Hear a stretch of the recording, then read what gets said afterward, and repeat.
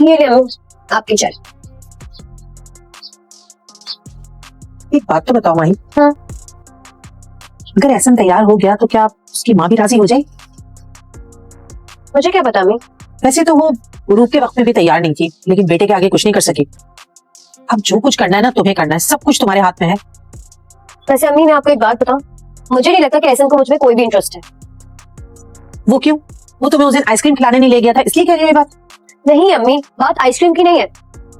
आपको पता है वो अपनी उस कजिन और so called best friend Farah के साथ घंटों लॉन में बैठे हुए थे।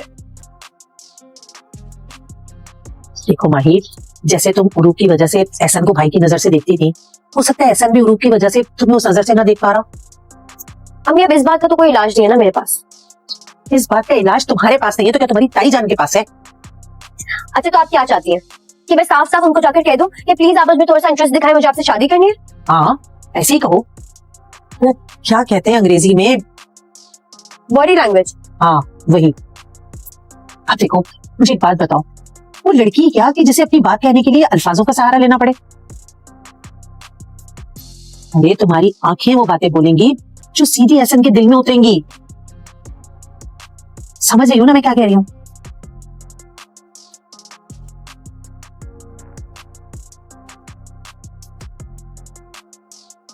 अच्छा वैसे मैं यहाँ पे बहुत तेज है।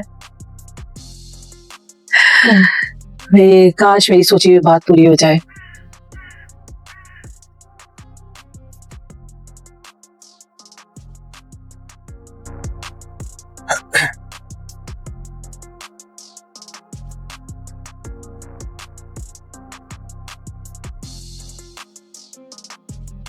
अपने पसंदीदा ड्रामों से जुड़े रहने के लिए हमारे चैनल को लाइक करें, सब्सक्राइब करें और बेल आइकन को प्रेस करना ना भूलें। आज की कहानी में माओ अपनी वालिदा से एहसान के बारे में बात करती है। माओ को महसूस होता है कि शायद एहसान के दिल में इसके लिए वो जज्बात नहीं है जिनकी वो उम्मीद कर रही है। इसकी वालिदा इसे मशवरा देती हैं कि अगर वो एहसान के दिल में अपनी जगह बनाना चाहती है तो इसे अपने जज्बात का इजहार अपने अंदाज से करना होगा। दूसरी तरफ एहसान अरोआब के साथ वक्त गुजार रहा है। अरोआब की मासूम तबीयत और मौजूदा हालत की वजह से एहसान इसकी बहुत ज्यादा फिक्र करता है। यही वजह है कि माओ के लिए सूरत हाल मजीद मुश्किल होती जा रही है। घर में भी माओ और फराह के मामले पर बहस जारी है।